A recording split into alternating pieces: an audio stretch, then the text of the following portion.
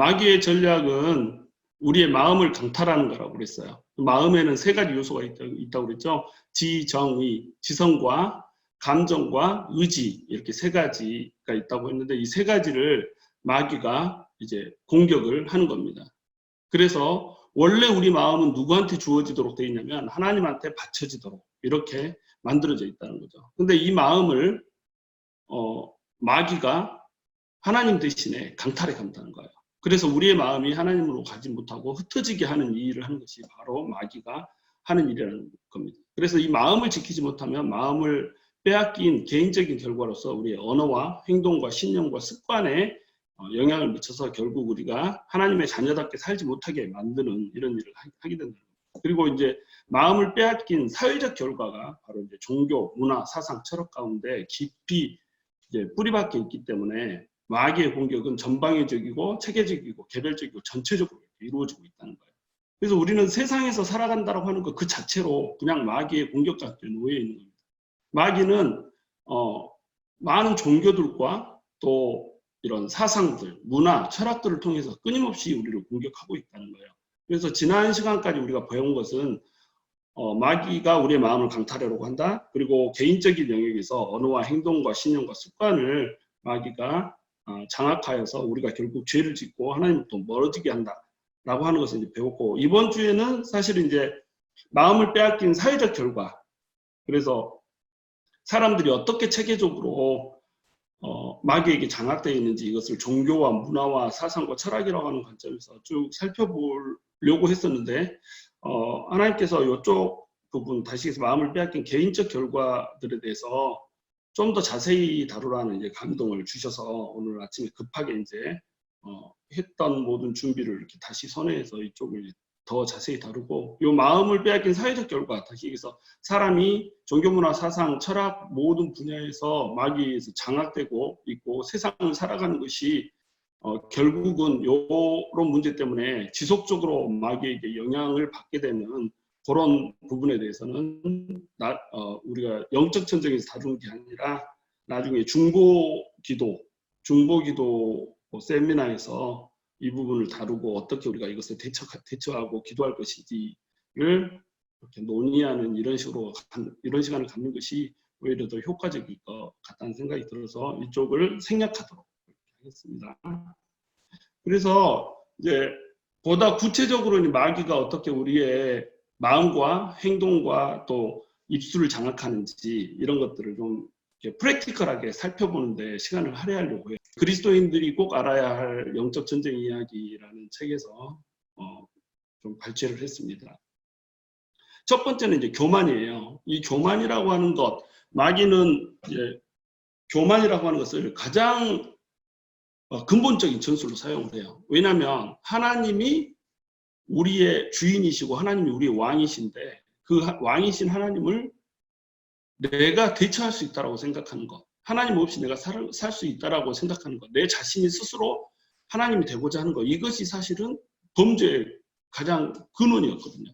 마귀가 맨 처음 범죄를 할 때도 마귀는 스스로 하나님이 될 수 있다고 스스로 교만해졌어요. 그래서 하나님을 대적하게 된 거잖아요.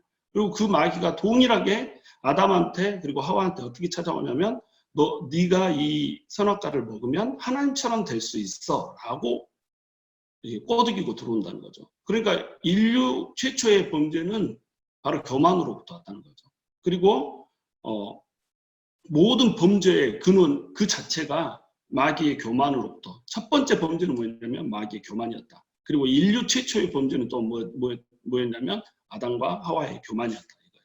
교만이라는 것은 결국 뭐냐면 나 잘났다 요것이 교만이지만 이 뿌리에는 뭐가 있냐면 인간이 하나님 없이 잘 살 수 있다라고 생각하는 그것이 교만이라는 거예요. 하나님 없이 왕 대신 하나님을 왕좌에서 내리고 내가 스스로 주인이 돼서 살고자 하는 모든 그 시도가 다 교만이라는 거죠.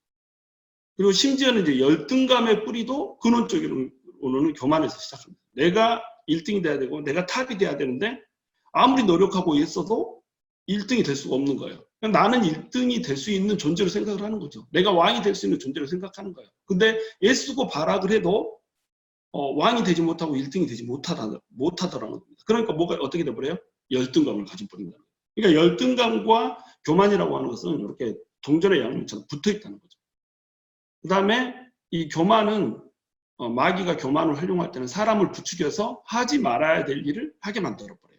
다윗이 인구조사를 한 동기가 뭐였냐면 바로 교만이었다는 겁니다.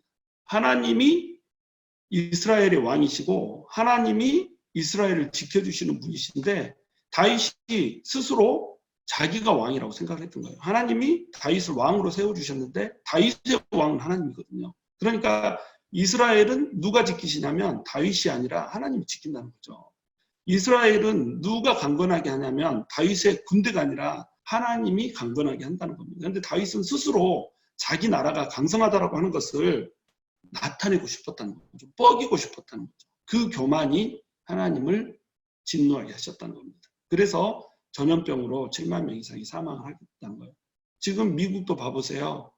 이 전염병으로 인해서 수많은 사람들이 죽어가고 있잖아요. 그 수많은 사람들이 죽어가는 이면에 미국의 교만이라고 하는 것이 있다는 겁니다. 하나님을 왕좌에서 내쳐버리고 자기 스스로 왕이 돼서 미국이 마치 세상의 왕인 것처럼 미국이 마치 자기 인생의 왕인 것처럼 이렇게 세상을 살아가고 이렇게 정책을 편다는 거죠. 이것에 대한 하나님의 심판이 바로 전염병으로 지금 임하고 있는 것입니다. 헤롯도 마찬가지예요. 헤롯 왕이라고 하는 사람이 있었어요. 이 왕이 막 사람들 앞에서 백성들 앞에서 이야기를 하니까 이 헤롯 왕한테 알랑방구를 끼고 싶었던 사람들이 와 목소리가 하나님의 목소리다, 하나님의 음성 같아요, 이런 식으로 이제 아부를 한 겁니다. 그러면 헤롯은 나를 하나님한테 비견하지 마시오, 하나님과 나를 감히 비유하지 마시오, 이렇게 얘기를 했어야 되는데 자기가 하나님인 것처럼 그 영광을 가로채게 된 겁니다. 그랬다가 결국 헤롯은 벌레에 먹혀서 죽게 된 그런 결과를 초래하게 됩니다. 또한 바리새인의 기도도 마찬가지예요. 바리새인들은 신약시대 동안에 그러니까 열심히 하나님을 섬긴다고 하는 사람이 있어요. 이 사람들은 율법을 지키려고 안간힘을 썼었고 다른 사람보다 도덕적으로 살려고 너무나도 노력을 한 사람이에요. 근데 예수님께서 전국적으로 이 사람들을 책망하셨거든요. 이 사람들을 비난하셨고 이 사람들이 가장 그 독사의 자식들 또는 회칠한 무덤들이라고 하는 그런 책망을 들을 정도로 예수님께서는 이들을 질타를 하셨단 말이죠. 왜 그랬냐면 바리새인들이 교만했던 겁니다. 나는 하나님 앞에 의롭다라고 생각을 했던 거예요. 하나님 앞에 의로울 수 있는 사람은 없는데 나는 하나님 앞에 의롭고 우리가 이렇게 고통받는 이유는 나 말고 저것들이 잘못해서 그러는 것이다 라고 생각을 하며 또 주장을 하고 가르쳤던 겁니다. 그러니까 이 사람들의 교만을 예수님께서 책망을 하셨던 거죠. 잠언에서는 이렇게 말씀하고 있습니다. 교만은 패망의 선봉이요 거만한 마음은 넘어짐의 앞잡이니라. 교만하면 패망한다는 거예요. 거만하면 넘어진다는 거예요. 그러므로 우리는 교만하지 말아야 된다는 거죠. 근데 마귀는 계속 어떻게 우리를 공격하냐면 우리로 하여금 교만하게 만들어 버린다는 거예요. 그 다음에 이제 절망입니다. 이게 교만이 사람들을 부추겨서 뭔가를 하지 말아야 될 것을 하게 하는 것이 교만이라고 한다면 이제 절망은 반대로 해야 될 것을 하지 못하게 사람을 다운시키는 것을 말을 해요. 사람들은 교만하거나 또는 절망에 빠지거나 이렇게 돼버려요. 그래서 어떤 사람이 한번 실패를 하고 그 실패가 반복이 되면 사람은 낙심하게 되거든요. 한 번, 두 번, 세 번 실패가 반복되다 보면 낙심을 하게 됩니다. 그리고 이 낙심이 지속되게 되면 사람들은 결국 절망에 빠지게 된다는 거죠. 키에르케고르는 절망은 죽음에 이르는 병이다라고 얘기해요. 사람이 절망에 이르면 삶에 대한 소망이 없어지기 때문에 살아야 될 이유를 찾지 못하게 돼요. 그러면 이제 아무것도 하기 싫어지는 겁니다. 아무것도 하기 싫어지기 때문에 하나님을 위한 어떤 일을 한다는 거 이런 것들은 불가능해지는 거죠. 그럼 죽고 싶어지는 거예요. 그 대표적인 인물이 이제 엘리야라고 하는 사람입니다. 엘리야라고 하는 사람은 우상 숭배자 850대 1로 싸움을 해서 이겼던 사람이에요. 우상 숭배자의 제사장들을 850명이나 대적을 해서 싸우고 그들을 모두 죽인 사람이 바로 엘리야예요. 그런데 그 사람이 이세벨이라고 하는 여자가 이 제사장들, 내 선지자들을 죽였으니까 너도 결국은 그렇게 될 것이야 라고 얘기하면서 달라들 때에 엘리야가 갑자기 낭망에 빠져버려요. 절망에 빠져버려요. 왜냐하면 자기 혼자 남겨진 것 같다라고 하는 마음을 가져버렸기 때문이죠. 그래서 이제 이 사람이 광야로 들어가는 겁니다. 광야에 들어가서 로뎀나무라고 하는 나무 밑으로 들어가요. 로뎀나무는 여러분 큰 나무가 아니에요. 불과 뭐 1, 2m밖에 안 되는 작은 덤불 같은 나무인데 그 아래로 들어가서 광야가 이렇게 덥잖아요. 광야가 햇살이 너무 이렇게 뜨겁게 내리치기 때문에 거기로 내려가서 이제 이렇게 그늘 아래서 이제 하나님께 기도를 하는 겁니다. 그러면서 뭐라고 기도하냐면 여호와여 넉넉하오니 지금 내 생명을 거두소서. 이렇게 기도를 하고 있는 거예요. 죽고 싶다는 거죠. 근데 죽고 싶다는데 광야에 뜨거운 햇살을 피해서 로뎀나무를 왜 들어가는지 거기 시원한 그늘에 앉아서 이렇게 여호와여 넉넉하오니 지금 내 생명을 거두시옵소서 이렇게 말을 하고 있다는 겁니다. 이렇게 엘리야처럼 위대한 선지자도 절망하게 되면 죽고 싶은 마음이 든다는 거죠. 그 다음에 이제 다윗의 낙담을 볼 수가 있어요. 시편 42편 11절에 보면 이렇게 나옵니다. 내 영혼아 네가 어찌하여 낙심하여 어찌하여 내 속에서 불안해하는가. 다윗의 영혼이 지금 낙심했다는 거예요. 낙심해가지고 불안에 떨고 있는 겁니다. 다윗은 정말 신앙의 모델이 될 만큼 하나님의 마음에 합하다고 할 만큼 위대한 신앙 인물이란 말이죠. 그런데 이 사람도 낙심해 있어요. 낙담해 있어요. 왜냐하면 지속적으로 실패를 거듭하거든요. 계속해서 누군가가 죽이려고 쫓아오고 계속해서 누군가의 배신을 당하고 이런 사람들이 지속이 되다 보니까 영혼이 낙심을 하게 되는 겁니다. 그러나 다윗은 그 후에 뭐라고 얘기냐면 너는 하나님께 소망을 두라. 나는 그가 나타나 도우심으로 말미암아 내 하나님을 여전히 찬송하리로다. 이렇게 얘기를 하고 있습니다.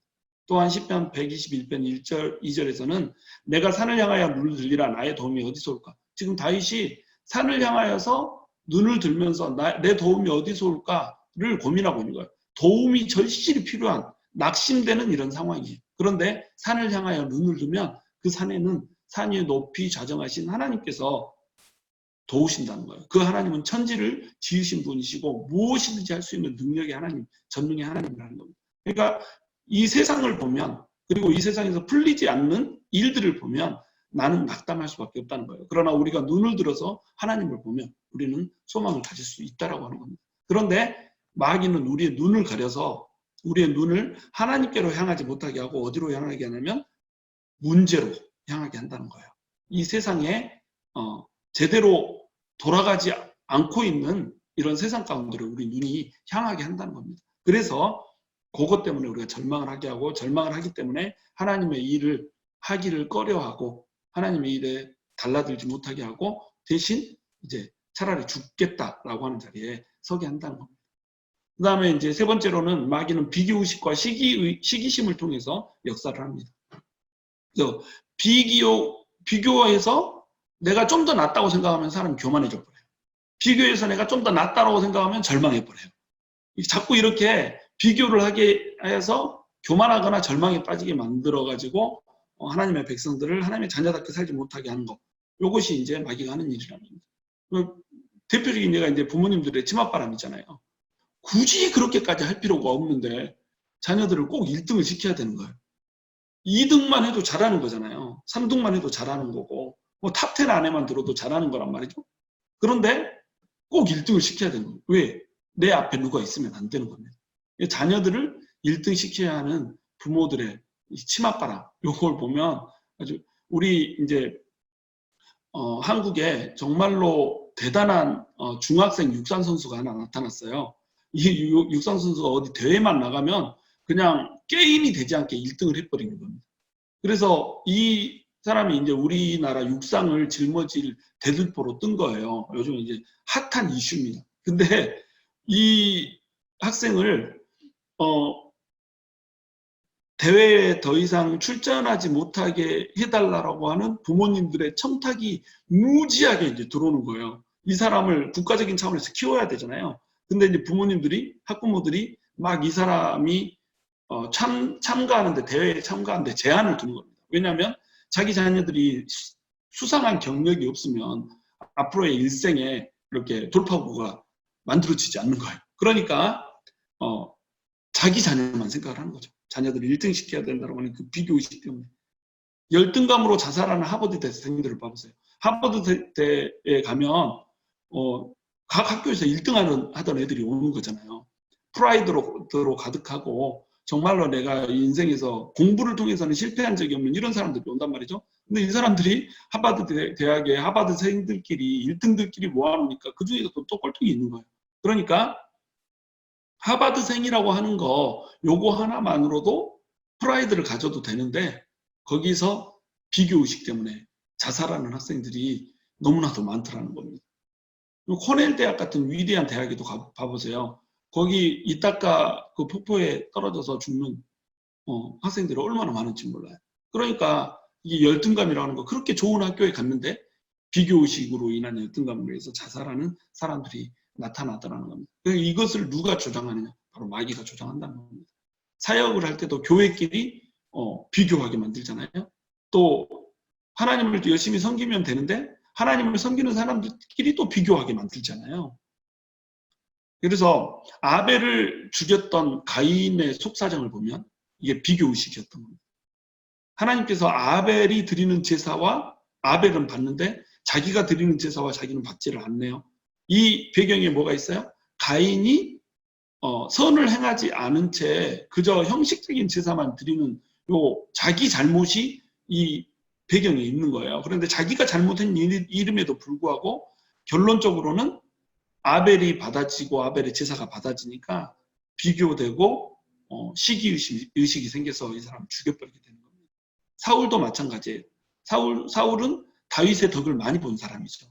다윗 때문에 자기의 왕자를 유지할 수 있었어요. 안 그랬으면 골리앗에게 이미 죽었겠죠. 그러나 다윗이 골리앗을 물리쳐주고 각종 전투 전쟁에서 다윗이 승리해주는 것으로 인해서 사울은 자기의 왕권을 강화시킬 수 있었고 자기의 나라를 부강하게 만들 수가 있었다는 거예요. 근데 사람들이 다윗을 칭송하니까 다윗을 시기하게 된 거예요. 비교의식 때문에 다윗을 죽이려고 쫓아다니는 일에 자기 인생을 허비해버린 겁니다. 왕이 자기 부하를 죽이려고 쫓아다니는 게 여러분 말이 되겠어요? 왕은 자기 백성들을 돌보고 부하들을 돌보아야 되는 사람이 자기 백성을 죽이려고 쫓아다니는 일, 이런 일을 한단 말이에요. 왜? 비교의식 때문에.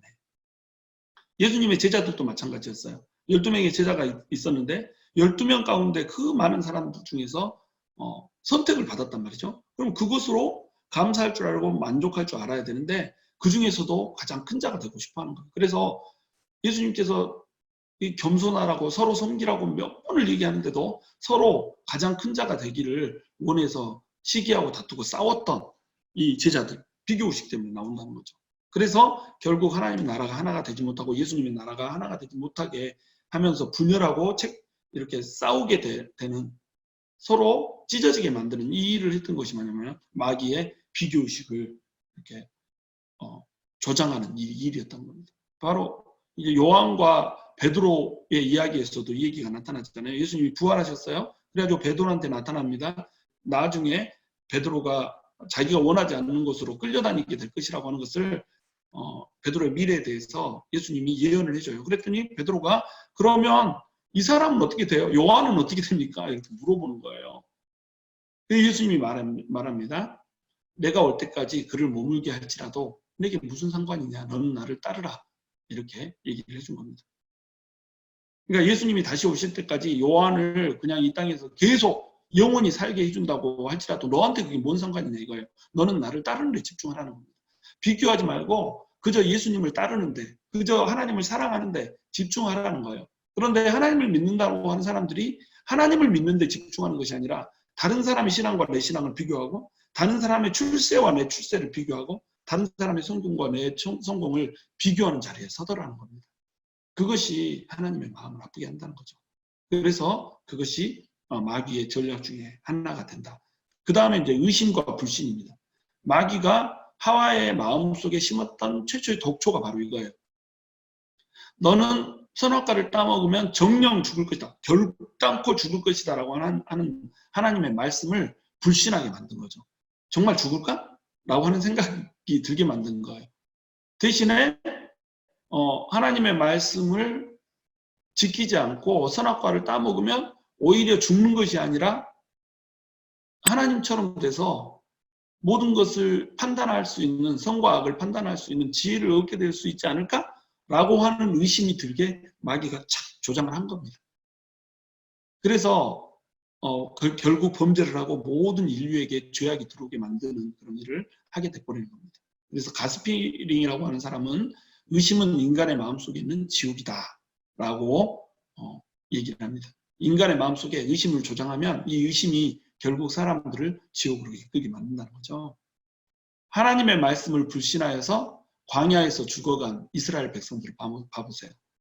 하나님이 가나안이라고 하는 땅을 주겠다라고 약속을 하셨어요. 하나님이 말씀하셨으면 가나안이 자기 땅인 거예요. 그런데 그것을 불신하여서 믿지 못하여서 우리는 그 땅에 살고 있는 백성들이 우리보다 더 장대하고 그들의 성이 우리보다 강하기 때문에 못 들어가겠습니다라고 불신한 겁니다. 그러니까 이 사람들이 죽게 돼버리는 거예요. 광야에서 전부 죽었잖아요. 이거 불신했던 사람들을. 그 다음에 이제 베드로를 봐보세요. 예수님이 물 위를 딱 걸어서 오십니다. 그걸 보고 베드로가 자기도 물 위를 걷고 싶은 거예요. 그래서 주여 주시거든 주님이시거든 나를 명령하여서 물 위를 걷게 하시옵소서 이렇게 얘기하니까 예수님께서 오라 이렇게 얘기를 하세요. 그거를 베드로가 믿음으로 받았던 겁니다. 그래서 물 위를 걸은 최초의 사람이 된 거예요. 믿음으로 베드로는 물 위를 걸었던 거예요. 그런데 갑자기 광풍이 딱 불었어요. 그랬더니 빠지면 어떻게 하지? 바람에 휩싸이면 어떻게 하지? 라고 하는 의심이 든 겁니다.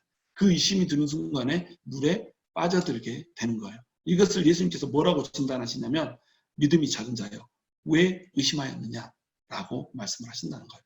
여러분 이것이 물 위를 걷다가 물에 빠진 기적을 행한 어떤 베드로의 그냥 이야기로 이게 끝나면 안 돼요. 이게 바로 우리의 얘기라는 거예요. 우리는 예수님의 명령으로 물 위를 걸을 수가 있어요. 우리가 물속에 이렇게 빠져들 수가 있잖아요. 물이 우리를 삼키려고 들 수가 있잖아요. 이 물은 어떤 물이냐면 우리 인생에 우리가 겪게 되는 수많은 고통의 물이에요. 이 물이 범람하여서 우리를 삼키려고 한다는 거죠. 근데 우리가 이 믿음으로 이 물 위를 걸으면 이 물 위에 빠져들지 않고 물에 잠식되지 않고 물 위를 걸을 수가 있다는 거죠. 그러나 믿음을 갖지 못하고 의심을 가지는 순간에 우리는 이 물에 잠식되게 된다는 거죠. 이거를 그림 언어로 딱 보여주는 것이 바로 물 위를 걸은 베드로의 이야기인 겁니다. 이 말을 베드로가 물 위를 최초로 걸었다 뭐 이런 지식 정보를 제공하려고 써놨겠어요? 그게 아니고 우리가 가져야 될 신앙의 본질에 대해서 예수님께서 얘기를 해주고 싶었던 겁니다. 그래서 우리는 믿음을 갖지 못하고 의심과 불신을 갖는 순간에 결국 멸망으로 이끌리게 된다라고 하는 것을 기억해야 될 것입니다. 그 다음에 마귀가 공격하는 다섯 번째는 거짓말입니다. 거짓말의 근원은 선악과를 따먹으면 죽는 것이 아니라 하나님처럼 될 것이라고 하는 마귀의 거짓말이었어요.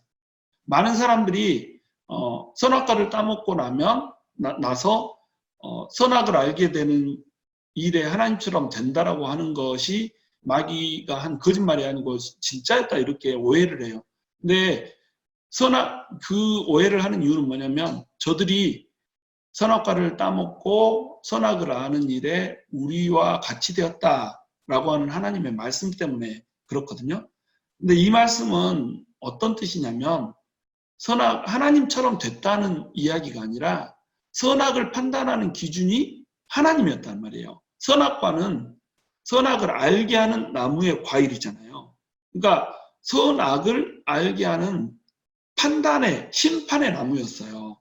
그래 그 나무 아래 서면 어떤 것이 옳고 어떤 것이 그른지 판단할 수가 있었단 말이죠. 그 나무로 접근하는 마귀가 있으면 그 마귀는 잘못됐다라고 하는 것을 판단할 수 있는 나무가 바로 이 선악과 나무였다는 거예요. 근데 이 나무의 열매를 따 먹으면서 어떻게 되냐면 선악의 판단 기준이 하나님이 아니라 자기가 돼버린 거예요. 하나님이 선악과를 따먹으면 죽는다고 했으면 죽는 거예요. 그것이 판단 기준이에요. 하나님의 말씀이 판단 기준이죠. 근데 선악과를 따먹고 나서 무엇이 판단 기준이 되냐면 인간이 판단 기준이 된 겁니다. 그러니까 하나님은 자기 자신이 판단해서 결정을 하죠. 사람은 하나님이 판단하신 것에 순종하면 되는 겁니다. 이것이 맨 처음에 지어진 창조의 질서였어요. 그런데 자기가 판단 기준이 돼버린 거예요. 거짓말의 소금으로 말미암아서. 마귀가 말한 것이 사실이었던 것이 아니고 마귀의 거짓말이 속아서 넘어간 겁니다. 그 마귀가 준 첫 번째 거짓말이 우리를 타락하게 함으로써 우리한테는 거짓말이 생태적인 것이 되어버렸어요. 우리는 우리의 아비, 다기에서 마귀가 우리의 거짓의 아비면서 동시에 우리의 아비잖아요. 예수를 믿기 전에. 그러니까 거짓말을 아주 밥 먹듯이 해요. 야, 거짓말을 아무렇지 않게 이제 하는 겁니다. 우리 거짓이 그냥 우리의 생태가 돼버린 거예요. 그래서 그런데 하나님께서는 이 거짓말을 하나님께서 미워하시는 것으로 잠언 16장 17절에서는 6, 7가지 하나님이 미워하는 것 이것을 얘기하면서 거짓말을 그 중에 하나로 놓고 계십니다. 그리고 10계명의 제9계명에 내 이웃에 대하여 거짓 증거하지 말라 이렇게 말씀을 하고 계세요. 나봇의 포도원을 빼앗은 아합과 이세벨의 이야기에서도 이 거짓말의 이야기가 등장을 해요. 나봇이라고 하는 사람이 포도원을 가지고 있었어요. 근데 아합은 왕이었잖아요. 아합은 포도원이 엄청나게 많았어요. 그러니까 넓은 포도원을 가지고 있었고 자기 기업이 너무나도 자기 땅이 너무나도 많은데도 나봇의 땅을 보고 포도원을 보고 이것을 탐을 낸 겁니다. 그래서 이것을 갖고 싶은데 어떻게 가질 수가 없는 거예요. 그래서 이 악녀 이세벨이 아합에게 꾀를 내줍니다. 두 거짓 증인을 세워서 나봇이 하나님과 왕을 저주했다고 거짓말을 하게 만든 거예요. 그래서 요 거짓 증인들 때문에 나봇이 죽게 됩니다. 나봇을 돌로 쳐서 죽여버려요. 하나님을 저주했으니까 또 왕을 저주했으니까 나봇을 죽이게 되는 거죠. 그리고 이 땅을 차지해버립니다. 그리고 나서 이 사람들은 하나님의 진노를 사서 자신들도 나봇처럼 비참한 최후를 맞게 되는 거예요. 근데 이 두 거짓 증인을 봐보세요. 두 거짓 증인은 왜 거짓말을 했을까요?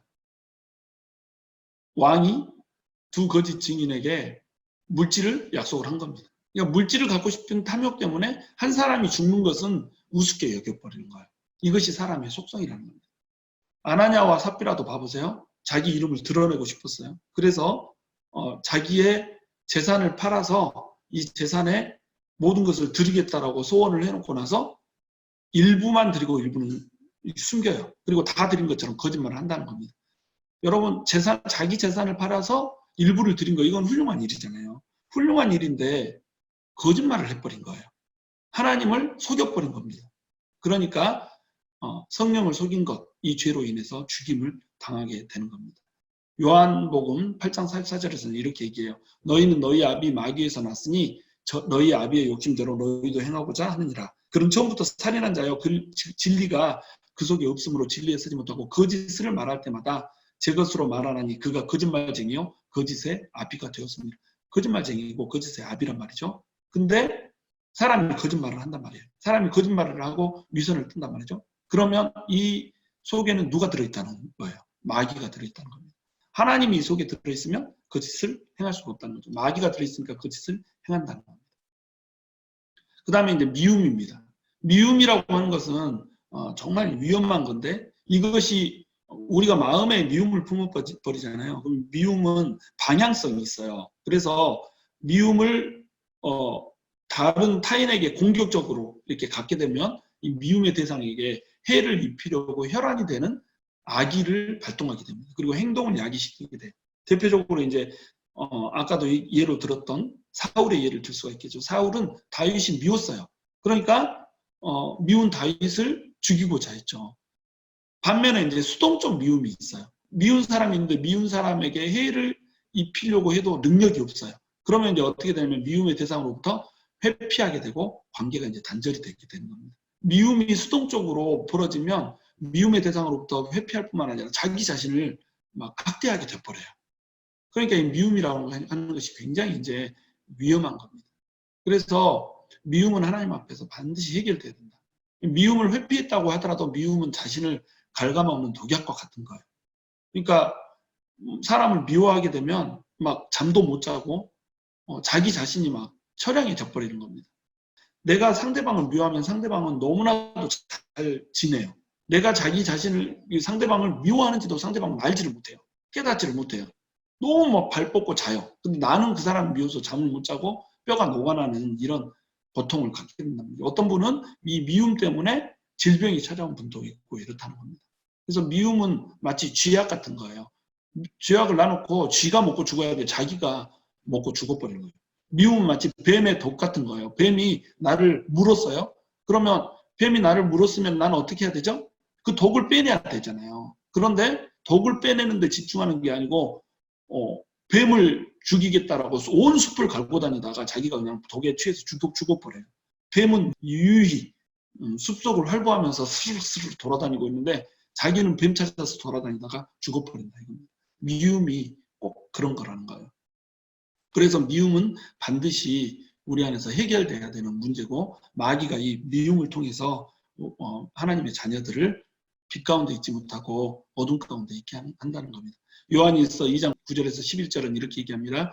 빛 가운데 있다 하면서 그 형제를 미워하는 자는 지금까지 어둠에 있는 자요. 그의 형제를 사랑하는 자는 빛 가운데 거하여 자기 속에 거리낌이 없으나 형제를 미워하는 자는 어둠에 있고 또 어둠에 행하며 갈 곳을 알지 못하나니 이는 그 어둠이 그의 눈을 멀게 하였습니다. 미움은 어둠에 행하게 만들어요. 어둠 속에는 누가 있죠? 바로 마귀가 있는 겁니다. 마귀가 어둠 속에서 미움을 통해 우리의 눈을 멀게 해버려요. 그의 형제를 사랑하는 자는 빛 가운데 거하는데 형제를 미워하는 자는 어둠 속에 거한다는 거예요. 요한일서 3장 12절도 보면 가인같이 하지 말라. 그는 악한 자에게 속하여 그 아우를 죽였으니 어떤 이유로 죽였느냐. 자기의 행위는 악하고 그의 아우의 행위는 의로움이라. 이렇게 얘기해요.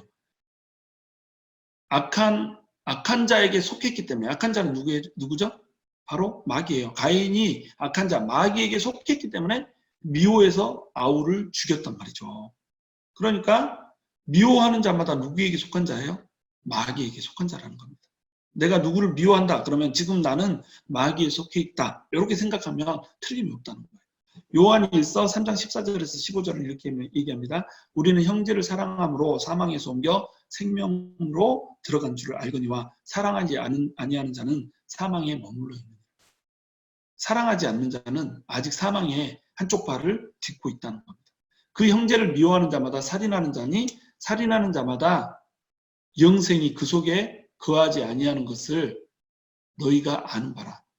형제를 미워하는 것은 곧 살인한다는 거예요. 미워하는 마음만 품어도 그것이 곧 살인이라고 하는 것. 이것을 하나님의 윤리로 내놨다는 거예요. 우리는 형제를 미워하는 것을 그냥 감정적인 문제로 치부를 해요. 그래서 감정적인 미움을 꼭 이렇게 해코지를 하고 실제로 죽이고 이래야 이걸 범죄로 생각한단 말이에요. 근데 하나님은 그렇지 않아요. 하나님은 형제를 미워하는 그 자체를 살인으로 봐버린다는 겁니다. 마음속에 품는 것 그 자체를 범죄로 봐버린다는 거예요. 그러므로 하나님을 사랑하는 사람이라고 한다면, 하나님이 그 속에 있는 자라고 한다면 형제를 미워해서는 안 된다는 겁니다. 그 다음에 이제 불평과 원망이에요. 불평은 또 다른 불평을 낳습니다. 불평이 한번 시작되면 계속 모든 것이 마음에 들지 않아요. 그리고 그것이 반복이 되면 그 사람 자체가 불평이 돼요. 별일이 없어요. 불평할 일이 없어요. 근데 그 사람 자체가 불평이에요. 그냥 그냥 투덜투덜 하는 것이 습관이 되어 있는 거예요. 이런 사람 옆에 있으면 우리 영혼이 상해버립니다. 그리고 우리도 이런 사람과 교제를 하다 보면 어느 순간 우리 안에 불평이 독버섯처럼 쫙 자라나요.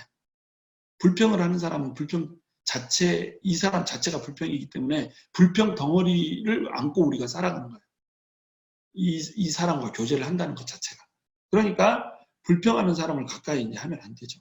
문제가 커서 불평하는 것이 아니라 마귀가 불평의 씨앗을 마음에다 심어두기 때문에 불평을 하는 겁니다. 불평과 원망은 그리고 바이러스처럼 전파하는 능력을 가지고 급속도로 퍼집니다.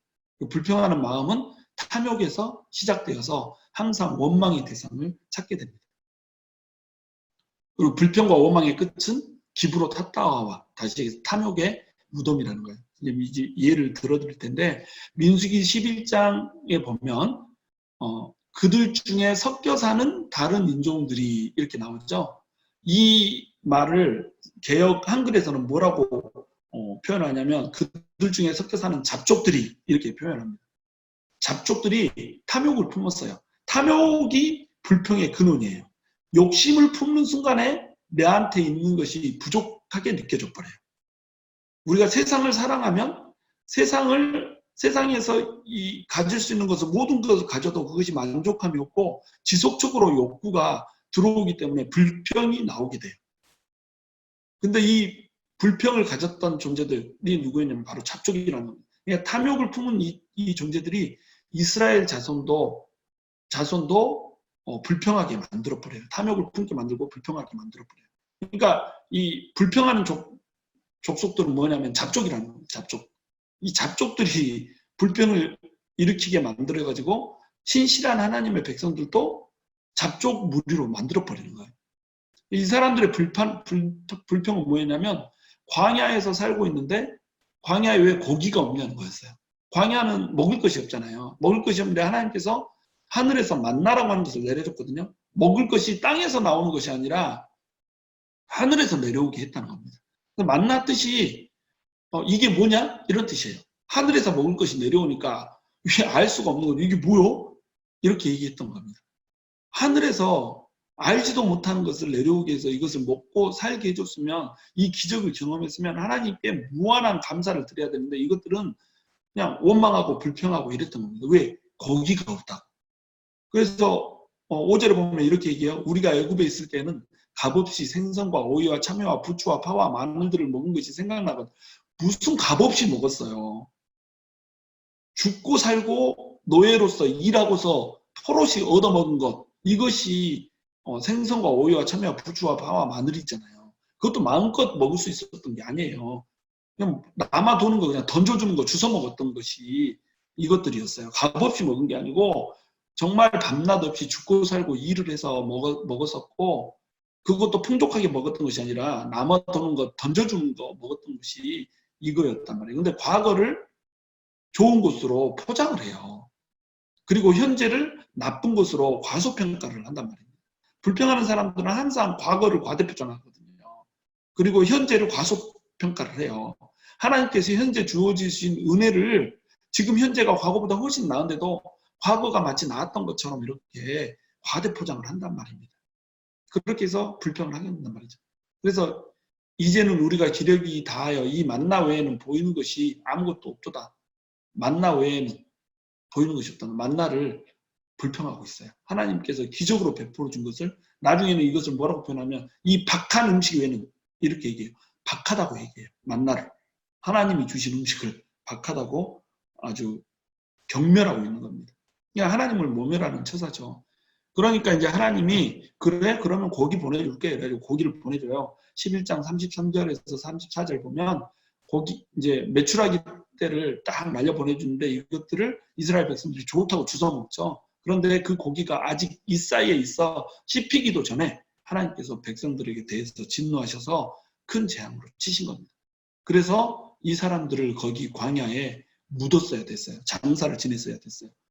그래서 그곳 이름을 하나님에게 불평하고 고기를 주워 먹다가 죽게 된 그 장소를 기브롯 하다와라고 불렀던 겁니다. 뜻이 뭐냐면 탐욕의 무덤이란 뜻이에요. 탐욕은 결국 우리에게 죽음을 불러와요. 기브롯 하다와, 우리의 탐욕은 우리를 장사 지내게 만든단 말이에요. 근데 우리는 스스로 우리가 죽어야 되는 게 아니라 우리가 탐욕을 묻어야 돼요. 우리의 탐욕을 묻어야 돼요. 이스라엘 백성들 중에서 불평하고 원망해서 탐욕을 부렸던 자들, 이 자들을 묻고서야 비로소 하나님의 이 인도하심을 받을 수가 있었어요. 우리는 탐욕을 묻어야 됩니다. 탐욕의 무덤을 만들어야 돼요. 그래야 우리가 비로소 하나님의 길을 갈 수가 있다는 겁니다. 시편 37편 1절에서는 이렇게 말합니다. 악을 행하는 자들 때문에 불평하지 말며 불의를 행하는 자들을 시기하지 말지어다. 심지어는 누구를 불평하지 말라고 하냐면 악을 행하는 자들 때문에 불평하지 말라는 거예요. 사람들이 나에게 악한 자들이 나에게 악을 행해서 나를 고통스럽게 해도 심지어는 이것마저도 불평하지 말라는 거예요. 불의를 행하는 자들을 시기하지 말라는 거예요. 불의를 행하는 자들이 이 세상이 잘 되잖아요. 악을 행하는 사람들이 오히려 성공하고 오히려 번영하잖아요. 풍요를 누리잖아요. 이거 보고 불평하지 말라요. 이들을 시기하지 말라는 거예요. 왜 그래요? 하나님께서 결국 이들의 탐욕을 무덤에다 묻으실 것이기 때문에 결국 하나님께서 모든 것을 심판하고 의로운 자를 높이실 것이기 때문에 그것을 믿으라는 거죠. 그걸 못 믿으면 불평과 원망이 쌓이게 되는 겁니다. 그 다음에 이제 지연입니다. 일을 자꾸 미루는 거예요. 사단은 우리에게 선한 일을 계획하고 그 일을 시작하려고 하는 의지를 계속해서 꺾어요. 하나님을 위해서 내가 결단하고 이제부터는 새벽마다 하나님을 향해서 울부짖어야지. 이런 결단을 못하게 해요. 하나님을 위해서 이제 세상 것들을 다 끊고 드라마, TV, 게임, 쇼핑 이런 거 끊고 하나님 앞에 경건한 삶을 한번 살아봐야지. 이제 세상에서 내가 한번 잘 살아보자고 했던 그런 욕심들을 끊고 이제 하나님을 제대로 한번 믿어봐야지. 이런 결단들을 자꾸 뒤로 미루게 한단 말이에요. 나중에 하지 뭐. 하나님 앞에서 죽기 전에 뭐 회개하고 믿지 뭐. 언제 죽을지 알지도 모르는 인간이 이런 식으로 얘기를 한단 말이죠. 그 다음에 내가 지금은 하나님께 헌금을 많이 못하고 돈이 많아지고 부자가 되면 그때 할게요. 그러면서 이제 지금은 부자가 될 때까지 하나님께 물질을 드리는 것을 이제 미루죠. 많은 재능이 있지만 하나님 이 재능을 가지고 내가 세상에서 그래도 잘 먹고 잘 살고 어느 정도 자리를 잡을 때까지만 주님 내가 세상에서 좀 살아볼게요. 이렇게 얘기를 한단 말이죠. 그리고 나서 하나님의 일에 나의 재능을 쓰는 것은 자꾸 뒤로 미루는 거예요. 그럼 이 사람은 결국 하나님이 예수님이 다시 이 땅에 오실 때까지 미룰 수밖에 없게 돼요. 왜? 끝이 없거든요. 성공하면 더 큰 성공을 가지고 싶어 하거든요. 성공하면 성공에 취해버리거든요. 그러니까 자꾸 미루는 사람은 절대 하나님 일을 할 수가 없는 겁니다. 하나님의 뜻대로 살 수가 없어요. 그래서 오늘이 아닌 내일을 말하는 순간에 마귀는 콧방귀를 뀌며 쾌재를 부릅니다. 이것이 마귀의 작전이기 때문에 작전 성공 이렇게 하는 겁니다. 과거는 배우기 위해서 존재하고 오늘은 싸우기 위해서 존재하며 내일은 승리하기 위해서 존재하는 것이다. 과거는 배우기 위해서 존재하는 겁니다. 우리는 과거를 통해서 우리의 잘못들을 배우고 우리 하나님 앞에서 우리가 기쁘게 하신 것들은 계승해야 돼요. 우리가 하나님을 슬프게 하는 것들은 잘라내야 돼요. 그러기 위해서 과거는 존재하는 겁니다. 그렇게 해서 과거를 통해서 배웠으면 오늘은 싸우는 겁니다.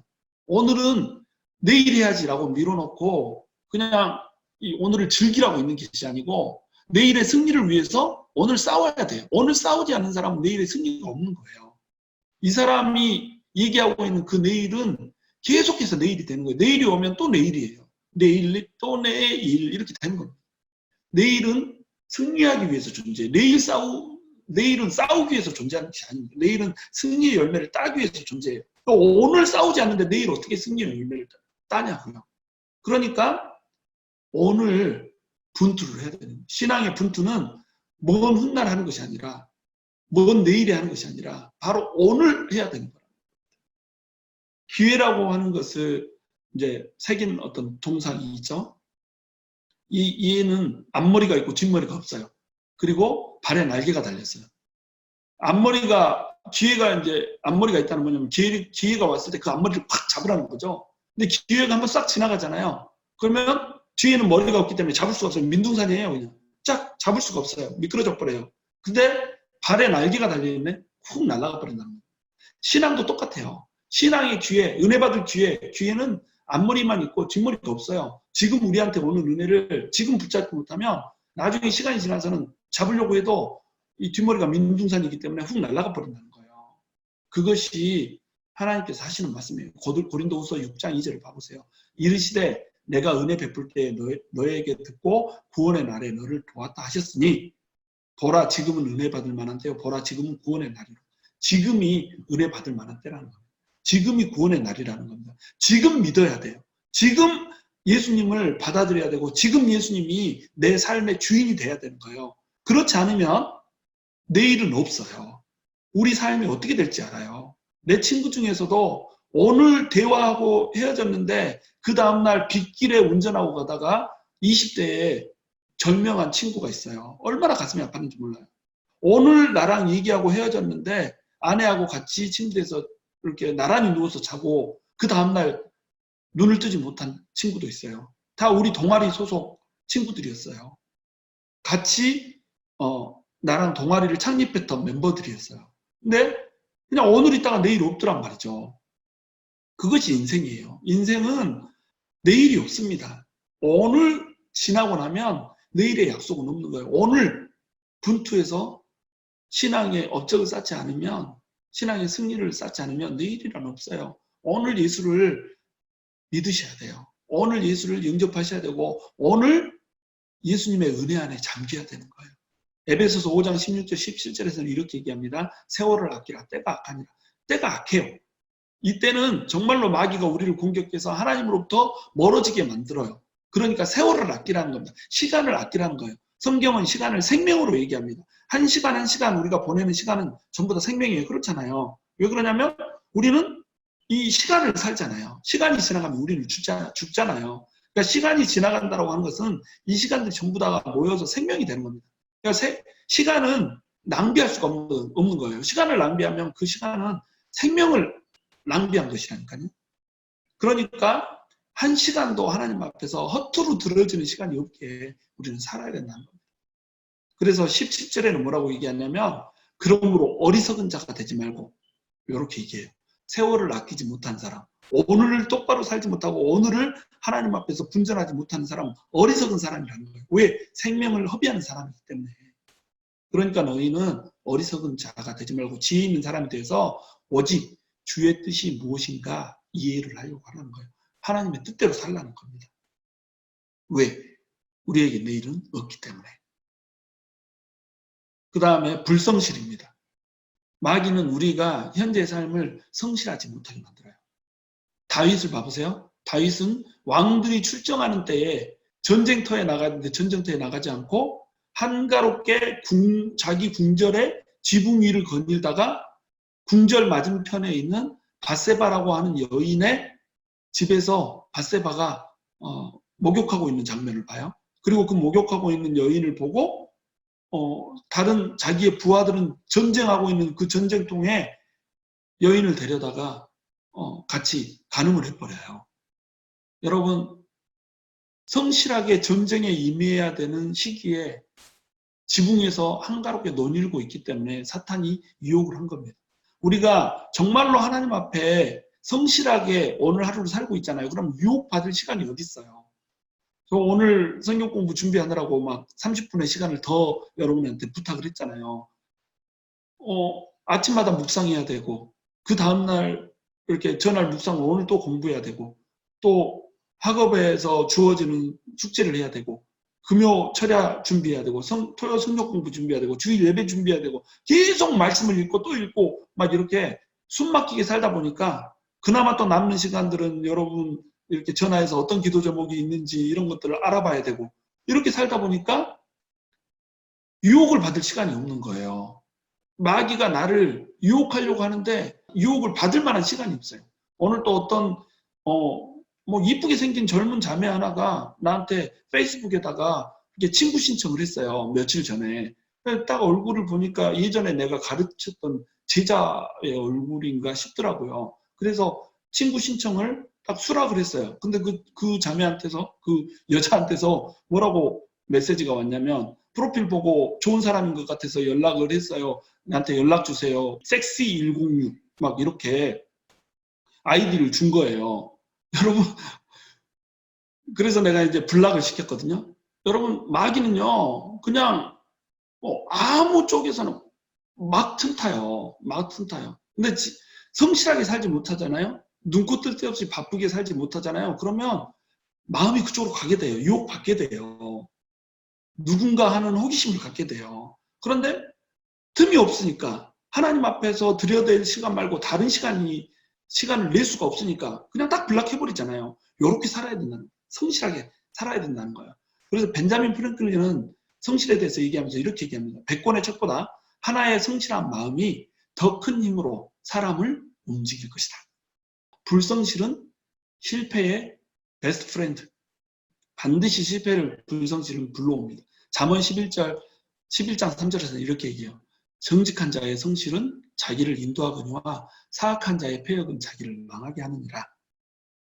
잠언 6장 9절에서 11절도 이렇게 얘기합니다. 게으른 자여, 내가 어느 때까지 누워 있겠느냐? 내가 어느 때에 잠이 깨어 일어나겠느냐? 좀 더 자자, 좀 더 졸자, 손을 모으고 좀 더 누워있자 하면 내 빈궁이 강도가 좋으면 내 곰핍이 군사같이 이르리라. 이렇게 얘기하고 있어요.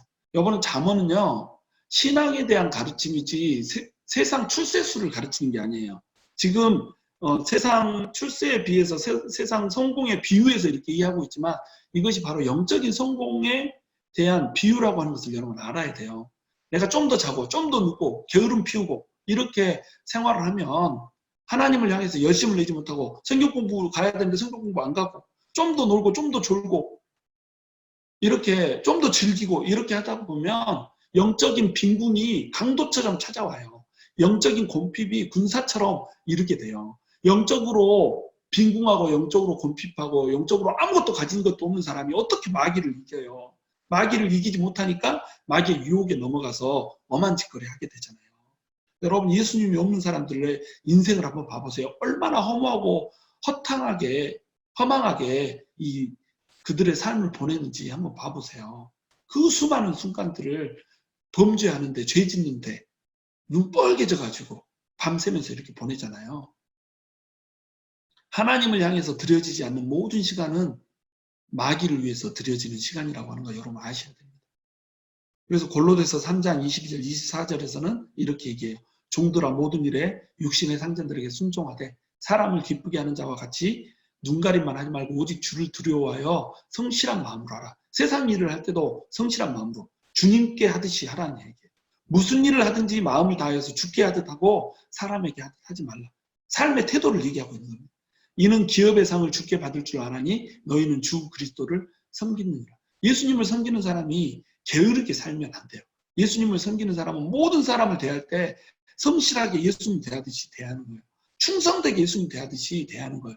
그럴 때 하나님께서 영광 받으시고 그럴 때 하나님께서 사람들 가운데 높임을 받는 겁니다. 하나님의 이름이 그럴 때 높아지는 거예요. 하나님의 영광은 없어지지 않거든요. 근데 하나님의 영광을 사람들이 알아보지를 못해요. 왜 그러냐면 예수를 믿는 하나님의 자녀들이 똑바로 살지 못하기 때문에 성실하게 살면서 하나님의 영광을 드러내지 못하기 때문에 하나님의 영광을 사람들이 알아보지를 못하는 거예요. 사람들은 눈이 가려서 하나님의 영광을 알아볼 수가 없거든요. 하나님의 영광은 오직 무엇을 통해서 알아봐지냐면 예수를 믿는 사람들이 성실하게 사는 모습을 통해서 알아봐지는 겁니다. 근데 예수를 믿는 사람들이 성실하게 살지 못하거든요. 그럼 어떻게 하나님의 영광을 예수를 믿지 않는 사람들이 발견할 수가 있어요. 그래서 예수를 믿는 사람들은 성실하게 살아야 된다. 그것을 못하게 공략하는 것이 뭐냐면 마귀의 전략이라는 것입니다. 그 다음에 마지막으로 외식과 위선이에요. 뭐 밖에 가서 외식하지 말라는 얘기가 아니고 겉으로 보여지는 모습으로 신앙생활을 하지 말라는 겁니다. 외식과 위선. 외식은 마귀의 마지막 무기예요. 마귀는 우리가 기도하지 못하게 하고 성경 읽지 못하게 하고 교회 가는 것을 막아요. 그러나 이것을 막지 못할 때는 결국 뭘 막냐면 기도하고 성경 읽고 교회 가는 것이 외식이 되게 만들어버려요. 이걸 이제 종교의 영이라고 부르거든요. 종교의 영. 그러니까 마귀의 세력 중에서 가장 끝판에 존재하고 있는 이 영이, 악한 영이 뭐냐면 바로 종교의 영입니다. 무슨 얘기냐면 종교 노름을 하게 만드는 거예요. 진심으로 하나님을 믿고 진심으로 신앙생활을 하게 만드는 게 아니라 종교 놀이를 하게 만드는 겁니다. 기도 놀이하게 하고 성경 읽기 놀이하게 하게 만들고 성경 지식으로 잘난 척하게 만들고 교회 가는 것은 가는 것인데 이 교회 가는 것이 이렇게 자기의 유세가 되게 만들고 헌금을 하는데 헌금이 자기의 이름을 높이고 자기의 명예를 드높이는 이런 일, 자기가 장로가 되고 교회에서 방귀 좀 껴보겠다고 하는 이런 일을 하게 하는데 이것을 써먹게 만든다는 겁니다. 이게 종교의 영이 하는 일이에요. 그래서 이 종교의 영은 형대판 바리새인들을 양산하고 만다는 겁니다. 바리새인들이 바로 외식과 위선에 차 있었잖아요. 이 사람들은 종교 생활을 너무 잘했어요. 경건의 모양을 갖췄어요. 그러나 경건의 능력이 없었어요. 왜 그러냐면 이 사람들의 신앙이 외식과 위선이었기 때문에 그래요. 마태복음 6장 1절에서는 이렇게 얘기합니다. 사람에게 보이려고 그들 앞에서 너희 의를 행하지 않도록 주의하라. 그러하지 아니하면 하늘에 계신 아버지께 상을 받지 못하느니라. 이렇게 얘기합니다. 여러분, 사람에게 보이려고 의를 행하지 말라는 거예요. 마태복음 6장 3절에서도 얘기합니다. 너는 구제할 때 오른손이 하는 것을 왼손이 모르게 하여 이렇게 얘기합니다. 사람에게 보이게 하려고 구제하지 말라는 거예요. 또 5절에서는 이렇게 얘기합니다. 또 너희는 기도할 때 외식하는 자와 같이 하지 말라. 그들은 사람에게 보이려고 회당과 큰 거리 어귀에 서서 기도하기를 좋아하느니라. 내가 진실로 너희에게 이르노니 그들은 자기 상을 이미 받았느니라. 기도를 하는 것도 사람한테 보이려고 하는 거예요. 그러니까 기도를 한다고 딱 하면은 목소리부터 홀리하게 바뀌잖아요. 보통 때는 야 이놈 저놈아 막 이렇게 하다가 기도하러만 오라면 하나님 아버지 막 이렇게 기도하잖아요. 이게 우리 자녀들 생각이 없어. 우리 자녀들이 막 엄마가 자녀들을 혼냅니다. 야 이놈 새끼야 왜 이렇게 말을 안 들어 저저저저저 막 손을 내다가 전화가 딱 오면 어떻게 해요? 여보세요? 이렇게 합니다. 그럼 옆에서 혼나는 이 자녀가 어때요?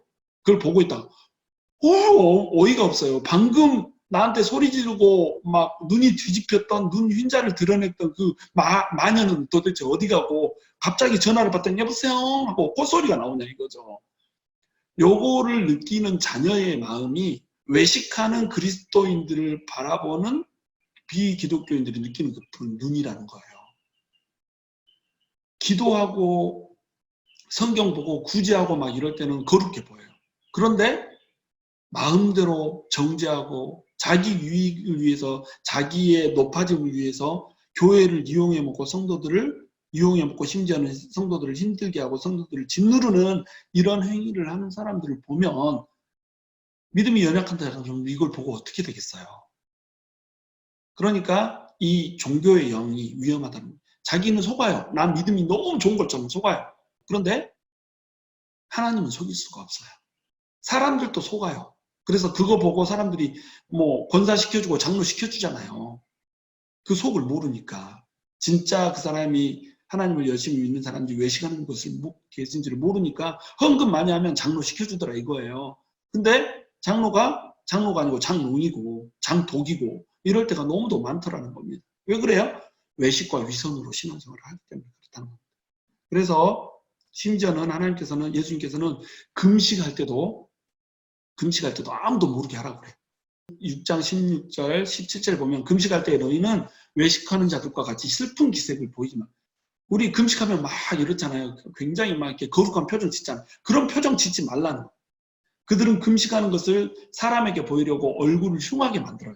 얼굴도 안 씻고 머리를 막 풀어 헤치고 막 머리에 죄를 뒤집어 쓴 채 나 금식하니라 막 이러고 우리 금식하면 막 이렇게 막 자랑하잖아요. 나 지금 금식 중이고 막 금식 중인데 막 하나님 은혜가 임하는 것 같고 막 갑자기 막 환상이 보이고 막 그래고 하나님 무서워 막 사람들한테 막 가르치려고 들고 이렇게 하지 말라는 거예요. 금식할 때 머리에 기름을 바르고 얼굴을 씻으라는 겁니다. 머리에 기름을 바르고 금식하지 않는 것처럼 하나님하고 둘이서만 알라는 거예요. 좀 얼굴을 씻고 깨끗하게 수염도 깎고 하나님하고 둘이서만 금식하고 기도하라는 거예요.